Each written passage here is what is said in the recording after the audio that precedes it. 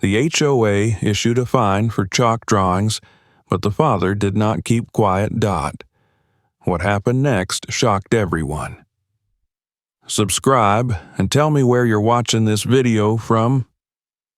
The sun beat down gently on the roof of the U-Haul as Daniel Harper stood beside it, hands on hips, trying to steady the surge of conflicting emotions that always came with a move. Behind him, the house, modest by neighborhood standards but still the most expensive thing he'd ever purchased, stood freshly painted and empty, like a canvas waiting for color. It wasn't just a change of address. It was supposed to be a new beginning, a reset. "Look, Daddy, there's a birdhouse in that tree." Layla, his 8-year-old daughter, darted across the neatly clipped lawn, pointing toward the white oak at the edge of their front yard. She was wearing the same pink hoodie she'd worn for 3 days straight. Despite the warm June weather, her curly hair pulled into the 2 puffs her mother used to do just right. Daniel allowed himself a soft smile. Her excitement was contagious, and in that moment, the house didn't feel like a financial gamble or a risk. It felt like hope. Their move to Bellevue Cove hadn't been a spontaneous decision. After Emily passed away, Daniel had spent weeks in a fog, going through the motions of single parenting, grief always hanging just behind his eyes. Layla had stopped drawing. She used to fill their old kitchen with pictures, crayon portraits, swirls of color, chalk sunsets. But after Emily's funeral, the papers had stayed blank. He remembered the day he realized that the sparkle had dimmed in her, too. That was the day he started searching. Bellevue Cove had appeared on every list of safe, quiet neighborhoods, top-rated schools, tree-lined streets, crime-free. It had seemed perfect, a place where Layla could feel safe, where they both could breathe. The online brochures showcased children riding bikes, adults waving over hedges, the kind of place, Daniel had thought, where a single father with a grieving child might not feel like a cautionary tale. Of course, it wasn't cheap. He dipped into the insurance settlement to make the down payment, promising himself that this investment was for Layla. She deserved more than survival. She deserved healing. A few of the neighbors had peeked through their windows as the moving van pulled up, and one had waved stiffly. No one had come over. No welcome baskets or introductions. Daniel told himself it was just a busy weekend. By nightfall, the essentials were inside. Boxes were stacked in the living room, labeled in Sharpie. Layla's room was mostly done. He'd made that a priority. She was curled up on her new bed with her favorite stuffed elephant, trunk clutched close. "Do you like it here so far, Peanut?" he asked, brushing hair from her forehead. She shrugged. "It's quiet." "That's good, right?" She didn't answer. He sat beside her and pulled the covers up to her chin. "We're going to be okay here, I promise." The next morning, Daniel found the envelope taped to their door. "Welcome to Bellevue Cove," it read in bold, serif type. The packet inside was thick and color-coded. Guidelines for lawn maintenance, approved paint colors, trash bin placement rules, pet noise tolerance thresholds, and nestled right on top, a letter signed with a dramatic cursive flourish, "Karen Drake, President of the Bellevue Cove Homeowners Association, keeping our community beautiful and orderly since 2007. There was a photo of her, too, posing stiffly beside a flagpole with the HOA banner waving behind her. Pale, coiffed in a navy blue blazer, her smile somehow sharp around the edges. Daniel chuckled. Well, she looks like someone who loves rules. Over the next week, he and Layla settled in. The routine helped. She liked her new teacher. The walk to school was short. Daniel set up his home office in the converted dining room and resumed teaching his online civics class. He found solace in the rhythm of work, of laundry, of packing lunches. It wasn't until Saturday morning that things shifted. The day started peacefully. Birds chirped in the distance, and Daniel sipped his coffee on the front steps, reading the local news on his tablet. Layla emerged wearing her drawing hoodie and holding a container of sidewalk chalk. "Can I draw, Daddy?" He looked up, surprised. She hadn't asked that in months. Of course. She settled on the front walkway, legs crossed, and began outlining the curve of a sun. Daniel watched from the porch, heart light. The colors began to spread: flowers, butterflies, a small curly-haired girl holding hands with a taller woman in a long dress. He didn't have to ask who it was. Around mid-morning, he went inside to grab more coffee. When he returned, a woman was standing at the edge of their property, holding a tablet and scowling. "Excuse me," she said, tapping on the screen. "Is this your property?" Daniel set down his mug. "Good morning. Yes, it is." "And this is your daughter?" Layla looked up, a piece of blue chalk in her hand. She blinked. "I'm Daniel Harper. We moved in last week. Can I help you?" The woman ignored his outstretched hand. "Karen Drake, HOA president. This," she gestured to the drawings, her voice clipped, "is unauthorized visual alteration of common-facing property." Daniel frowned. "It's washable chalk on our front walkway." "It's visible from the street," she snapped, "and that makes it subject to community aesthetic regulations.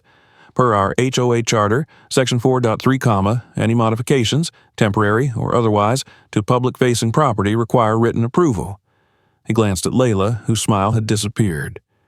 "She's just drawing," he said gently.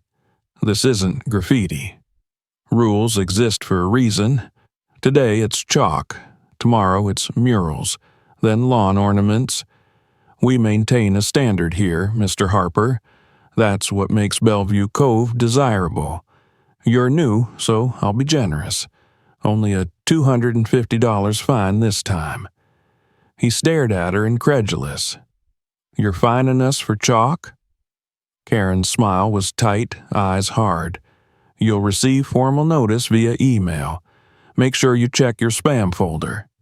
She turned on her heel and walked away, tablet still in hand.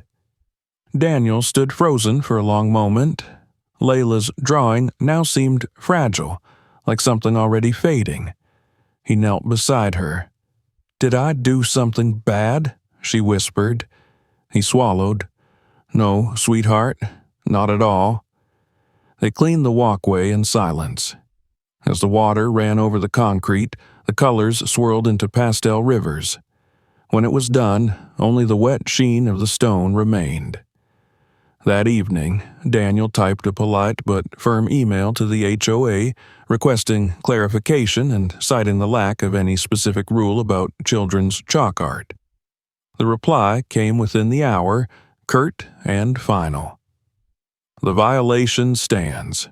All community-facing surfaces are subject to regulation. Enforcement is not selective." He closed the laptop and stared into the darkened kitchen.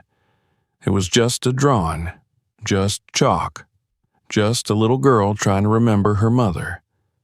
And yet, it felt like something else, like the first stone thrown through a glass house. He didn't know what was coming, not yet, but the weight in his chest told him this was not an isolated incident. It was a warning. And warnings, he knew from years of study and teaching history, were always the first act in a much larger story. The days that followed felt increasingly claustrophobic, as if the air in Bellevue Cove had turned just a little heavier, a little harder to breathe. Daniel tried to push the feeling aside, chalking it up to new resident anxiety. But something in his gut told him it wasn't just nerves. It was something deeper, something colder. The morning after the chalk incident, he found an email from the HOA already waiting in his inbox. The subject line read, "Notice of ongoing compliance monitoring." It was only 3 lines long, but it might as well have been a warning flare. Within the week, the notices began to pile up.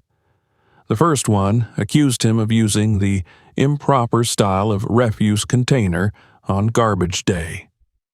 According to the HOA's regulations, metal bins with hinged lids were required. Daniel had used a standard city-issued plastic bin, identical to the ones sitting in front of several neighboring homes. Still, his was the only one photographed, circled in red, and attached to the violation notice. The fine was $50. He paid it without protest. 2 days later came a second notice. Unregulated yard items, it read. The item in question was Layla's stuffed panda, propped gently against the porch railing like it had been watching the sunset. The photograph included in the notice felt invasive, like it had been taken by someone hiding behind a bush. Daniel's skin prickled as he read it. All decorative or personal items must be approved if visible from the street, the message continued. This is your second infraction. Future violations may result in elevated penalties. He tried to laugh it off in front of Layla, telling her that some people just didn't like pandas. She smiled weakly, but didn't bring the toy outside again. The third strike came that Friday. Daniel had finished teaching for the day and stepped outside to water the potted ferns. He heard the sound of Layla giggling, a rare and precious sound lately, and turned to see her dancing across the lawn, phone to her ear, doing silly moves for her best friend back in their old neighborhood. Her voice was animated, her joy sincere. Then, as if conjured by ill will, Karen Drake appeared at the edge of the sidewalk, arms crossed, eyes narrowed. Daniel felt his jaw tighten before she even spoke. "Excuse me," she called, raising her voice over Layla's laughter. "Noise complaints have already been filed." Daniel turned off the hose. "She's talking to her friend." Karen stepped closer. "There are acceptable noise levels in this community, Mr. Harper. Children must maintain an appropriate decibel threshold. Some of us enjoy peaceful afternoons." "She's just laughing." Karen didn't blink. "Laughter is not exempt from regulation." Daniel didn't reply. He just took Layla's hand and led her inside. By Monday, another email had arrived. Notice of non-compliant behavior, disturbance by minor resident. It included a warning that repeated behavioral disturbances from family members could impact the resident's eligibility for community resources, including pool access and recreational facility use. Daniel stared at the screen, bile rising in his throat. He closed the laptop with a sharp snap. At school, things were starting to unravel, too. Layla came home one afternoon with red eyes and hunched shoulders.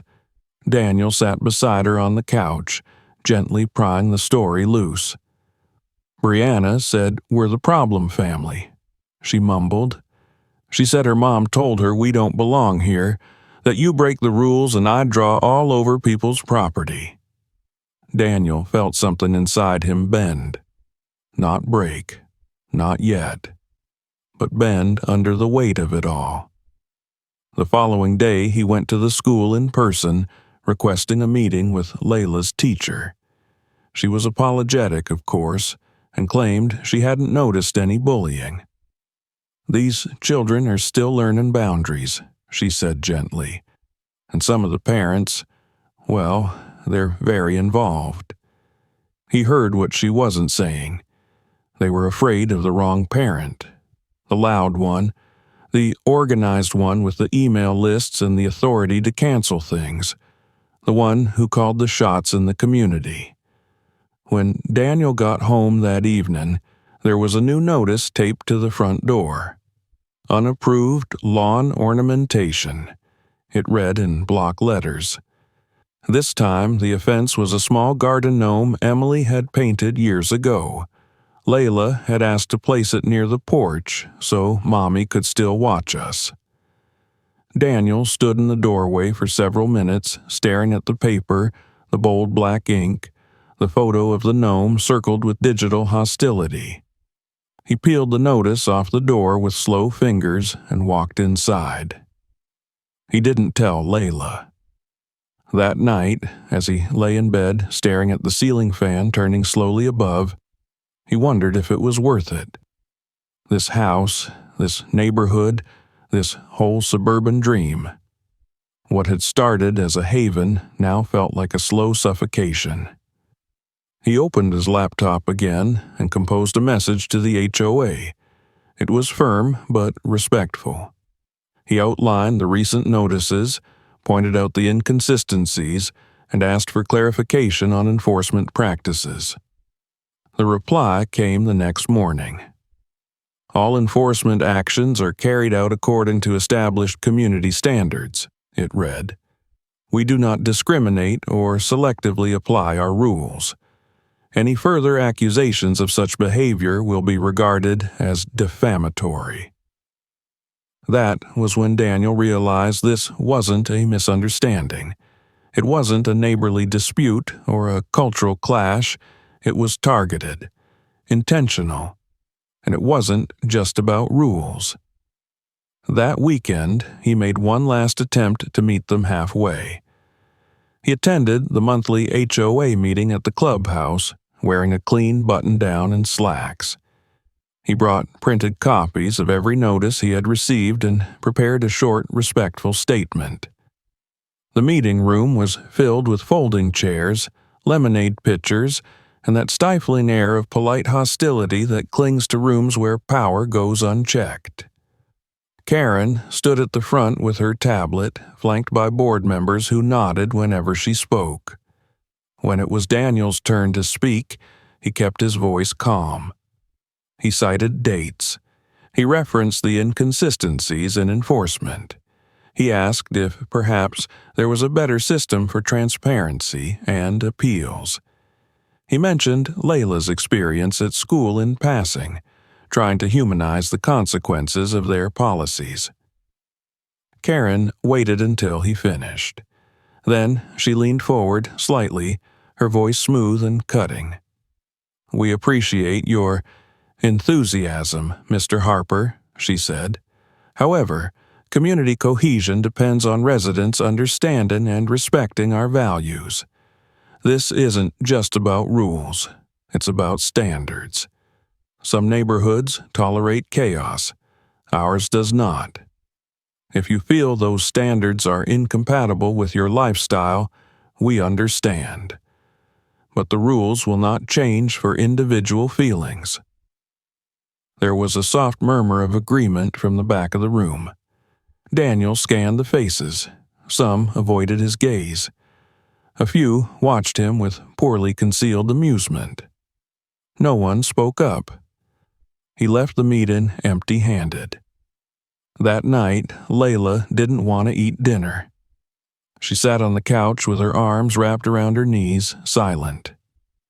"They said I'm loud," she whispered finally, "that I'm messy, that my drawings are graffiti." Daniel knelt beside her. "You're not messy. You're brilliant. You're kind and strong. They said we don't belong." He felt it then, that quiet breaking point, the moment where something inside stops flexing and begins to harden instead. He pulled Layla into his arms and held her tight. The next morning, he woke before dawn and sat at the kitchen table with a legal pad. He listed every violation, every date, every dollar. He circled names, highlighted language. Then he opened his laptop and began researching. It started with the HOA bylaws, then property records, then local legal resources. He found forums filled with horror stories about homeowners' associations turned tyrannical. He read for hours, piecing together a picture he didn't want to see. This was how it began. The slow erosion of safety, of dignity, of community, and it wouldn't stop on its own. Daniel looked down at the photo of Layla taped to his laptop, taken 2 years ago when her smile had still reached her eyes. He touched the corner gently. "I won't let her learn the wrong lesson," he said aloud. He reached for a fresh notepad and started drafting a new kind of letter. This time it wouldn't be a complaint. It would be a strategy. The following weeks passed in a quiet churn of suppressed fury. Daniel wore his composure like a well-fitted jacket, measured, professional, unwrinkled. But inside, the threads were tightening. Every new HOA notice, every stiff glance from a neighbor, every moment his daughter hesitated before laughing or touching a crayon, it all collected in the pit of his chest like storm water, and sooner or later it would overflow. After the night he resolved to fight, Daniel began keeping meticulous records. He created a spreadsheet tracking every violation he'd received, complete with time-stamped photos, scanned copies of each notice, and notes on comparable infractions he observed around the neighborhood that went unpunished. He took daily walks through Bellevue Cove, with his phone discreetly recording. Overgrown lawns, broken shutters, barking dogs, garden gnomes nearly identical to Layla's. He documented everything. His calm wasn't passivity. It was preparation. It was on one of those walks, 2 streets over from his own, that he noticed the flag. An older man sat on a white rocking chair, tucked into the porch's corner shade. Above him, the American flag rippled faintly in the breeze. Mounted, Daniel noticed, on a short pole not in accordance with the HOA's standard height specifications. The man met his eyes as Daniel paused on the sidewalk. There was something there, wary but not unfriendly. Daniel raised a hand in a cautious wave. The man nodded, then tilted his head toward the chair beside him. "Long walk," he said. "You want to sit?" Daniel hesitated only a moment. "Sure, thanks." They didn't speak right away. The breeze filled the silence along with the occasional screech of cicadas. "I've seen you," the man said finally. "You're the one with the little girl. Draws a lot." Daniel smiled faintly. "That's her." The man nodded. "She got fined for sidewalk chalk, right?" Daniel turned slightly surprised. "How'd you know?" The man snorted. "Karen fined me last year for hanging this flag on the wrong weekend. Said it clashed with HOA seasonal guidelines.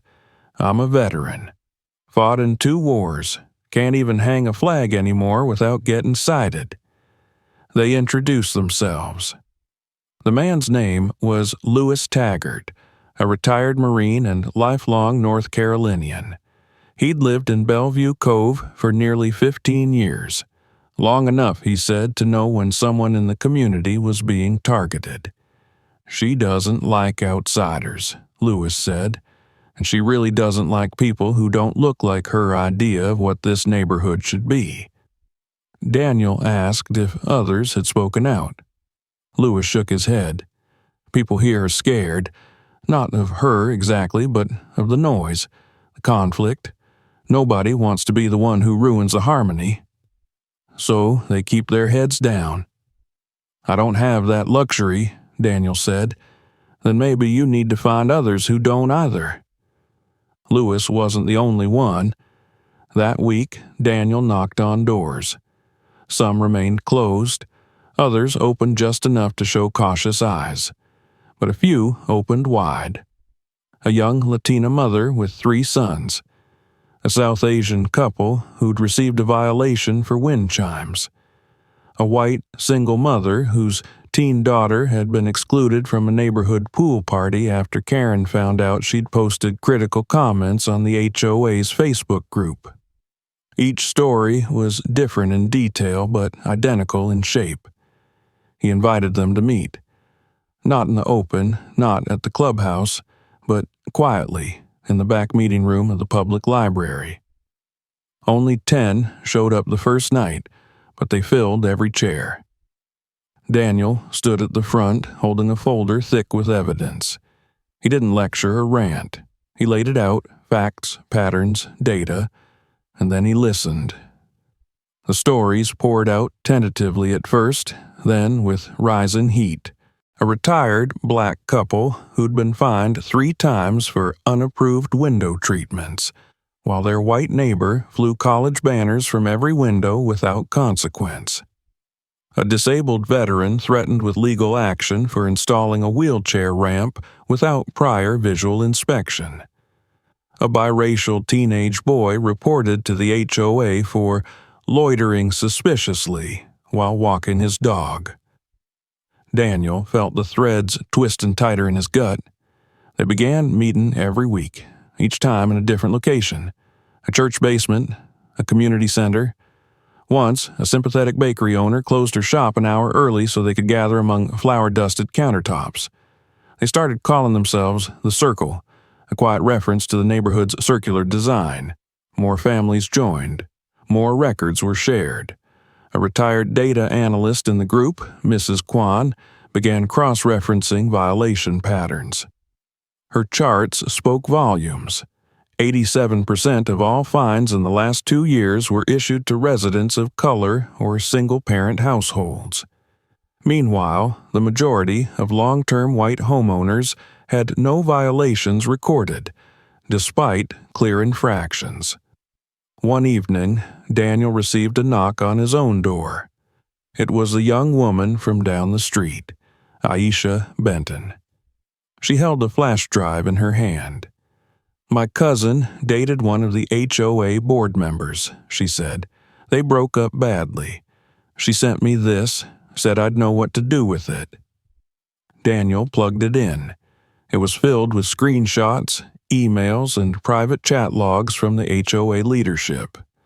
One, dated just days after his family moved in, read, "We need to nip this in the bud.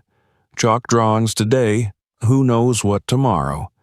These people always push boundaries." Another simply said, "New resident on Elm has that look. Hope he understands our values." Daniel sat in silence, fingers trembling slightly as he clicked through each file. They had confirmation. That week, Daniel met with a civil rights attorney in Charlotte. He showed the data, the chat logs, the violation history. The attorney nodded slowly, taking notes. "It's textbook disparate enforcement," she said. "You'd have a case, but you'll need to be ready for a fight." Daniel was. They all were. But the Circle wasn't just about lawsuits. They wanted more. Justice, yes, but also protection. Change. So Daniel proposed a strategy. They would gather signatures for a motion to audit the HOA's practices. They'd draft an amendment to require independent oversight. They'd share their stories carefully and with control through social media and local press. They wouldn't shout, they'd shine light. The week they finalized the plan, Layla came home with another story. "They said our family is going to make the neighborhood dangerous," she whispered, "that you're trying to destroy the community." Daniel crouched in front of her, eyes level. "You know what we're doing, baby," he said. "We're protecting it. For you, for your drawings, for every kid who wants to laugh on their lawn." She nodded slowly, wiping her eyes. The next morning, Daniel printed copies of the petition. The Circle spread out across the community. Some doors slammed in their faces, but others opened. An elderly couple signed immediately, saying they'd always been uneasy about how the HOA operated. A high school teacher offered to help write the press release. A stay-at-home dad volunteered to watch the kids during meetings. Momentum built. One by one, the pillars of Karen's control began to tremble. Daniel knew they weren't safe yet, that there would be pushback, that the fire would come. But as he walked through the neighborhood that evening, His back straight and head high, he felt something shift. It was in the smiles from neighbors who used to look away. In the chalk drawing, Layla had timidly started again, tucked discreetly behind the house. It was in the spark beneath the concrete, and it was growing. Daniel knew the moment had come the morning he found a notice duct-taped across his garage door in bold block letters. Final warning. Failure to remove unauthorized lawn items will result in escalated fines and possible legal action. Attached was a grainy photograph of the same garden gnome, its painted smile now half faded by summer rain. Underneath it, the word violation was circled twice in red ink. He stood there for a long moment, coffee cooling in his hand before peeling it off. A neighbor, walking her dog across the street, averted her gaze. Another man, jogging past with earbuds in, glanced at the paper and kept running. They'd all seen it, but no one would say anything. Not yet. That afternoon, Daniel and members of the circle submitted their petition. 68 verified signatures, enough to trigger a mandatory HOA meeting under Article 7 of the Community Charter. The audit proposal was attached, as well as a request to suspend all enforcement actions until the investigation concluded. The documents were submitted with time-stamped photos, annotated violation logs, data visualizations, and excerpts from the internal HOA messages. Daniel's cover letter was calm and direct. We are not seeking conflict, we are seeking equity, transparency, and accountability. Karen's reply came within 2 hours. She rejected the petition, citing irregular signature verification and procedural inconsistencies. The audit request, she claimed, was outside the scope of the HOA's internal operational framework, and therefore void.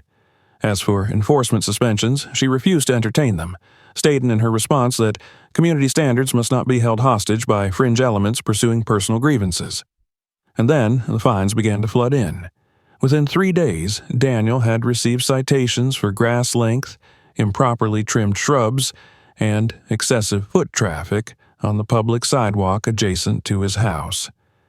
Mrs. Kwan's garden lights were deemed a safety hazard. Lua was warned about unsightly porch furnishings. Aisha received a citation for her car being parked 1 inch over the sidewalk edge. Every member of the circle, without exception, was targeted. The intent was obvious. Karen had decided to smother them in paperwork and punishments, to wear them down with bureaucracy, weaponizing the very rules she'd spent years manipulating. But what she hadn't counted on was how the pressure forged resolve. Daniel called an emergency meeting of the circle. They gathered in Louie's garage this time, sitting on folding chairs between boxes of old military memorabilia. There was no outrage in the air, just focus. A quiet, humming defiance. "We've got what we need," Daniel said. "We go public." The next morning, a carefully crafted letter, co-written by 3 members of the circle, appeared in the Charlotte Observer. It detailed the racial and economic discrimination being enforced under the guise of community standards. It outlined Karen's history of targeted enforcement, quoted directly from the leaked messages, and included anonymized data visualizations. A second, more detailed version was sent to the local television news channel and a nonprofit legal organization specializing in fair housing practices. The response was immediate. Reporters contacted Daniel and Mrs. Kwan for interviews. A junior journalist from the Observer offered to shadow the group and publish a feature. Several families, previously afraid to get involved, emailed to ask if they could join the circle. A petition on change.org calling for Karen's removal garnered over 1,000 signatures in 3 days. Karen, for her part, doubled down. She scheduled an emergency HOA meeting for that Saturday, announcing it via paper flyers pinned to mailboxes, something she had previously banned as unsightly. The flyer referred to a coordinated misinformation campaign by disruptive residents and called on true members of the Bellevue Cove community to attend and defend the integrity of our shared values. Daniel went. He didn't bring notes or prepared remarks.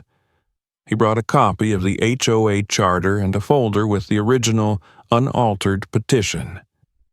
He arrived 10 minutes early and sat near the front, Layla at his side, dressed in her mother's old denim jacket and holding his hand. The room filled slowly at first, then all at once. Nearly 80 residents showed up. Some avoided his eyes. Some nodded silently. Others came to whisper encouragement or apology. Karen stood at the front of the room, flanked by the board. Her face was carefully neutral, but Daniel could see the stiffness in her jaw. "Let's begin," she said briskly. "We are here today to address the unrest caused by recent accusations that threaten to undermine our peaceful and orderly neighborhood. I will remind everyone that Bellevue Cove has maintained the highest standards of living and property value, precisely because of our rigorous adherence to rules. These rules are not discriminatory, they are protective." Several people murmured. Someone near the back cleared their throat. "We've received complaints from residents who feel targeted," Karen continued. "But let me be clear. The HOA has never acted with bias. Claims to the contrary are unfounded and harmful to our community." Daniel raised his hand. Karen paused, lips tight. "Mr. Harper, you've already submitted your materials." "I have the right to speak," he said, his voice even. "Article 5, Section 3. Karen hesitated, then nodded once. Daniel stood slowly, the folder in his hand. He held it up. "These are the records of every violation my family has received since moving here. 11 notices in 3 months. I've also compiled a log of similar infractions by other residents that were not cited. I've highlighted discrepancies. I've documented the pattern." He turned to the room. "I'm not here to destroy this neighborhood. I moved here because I believed it was safe, that it valued families, children, and community. But that belief was tested the moment my daughter was fined for drawing flowers on the sidewalk. Since then, we've been punished, threatened, and surveilled for the crime of existing too visibly." Karen opened her mouth, but Daniel held up a second sheet. "These are internal messages from the HOA board, including language that explicitly labels residents like me and others in this room as problematic elements. I've authenticated these messages, have verified every timestamp. This is not a smear campaign. It is a mirror." There was silence. "I don't want revenge. I want reform. I want a community where my daughter can draw chalk hearts without being made to feel like a criminal. I want transparency, fairness, and the end of selective enforcement." He turned to Karen. "And I want your resignation." The silence was now loud, palpable. Then, from the back of the room, someone began to clap. It was Lewis, then Mrs. Kwan, then Aisha, and then, slowly, more hands joined until the room was filled with the quiet thunder of applause. Karen's face was pale. She attempted to speak, but the board members were already shifting uncomfortably in their chairs. One leaned over and whispered something to her. Another shook his head and looked away. A vote was called. It wasn't unanimous, but it was decisive. Karen was suspended pending further investigation. As people filed out, some stopped to shake Daniel's hand. A few offered hugs. One elderly woman pressed a note into his palm.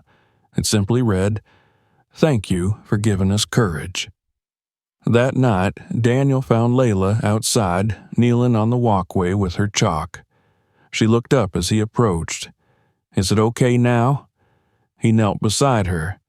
It's more than okay. She grinned and started drawing again.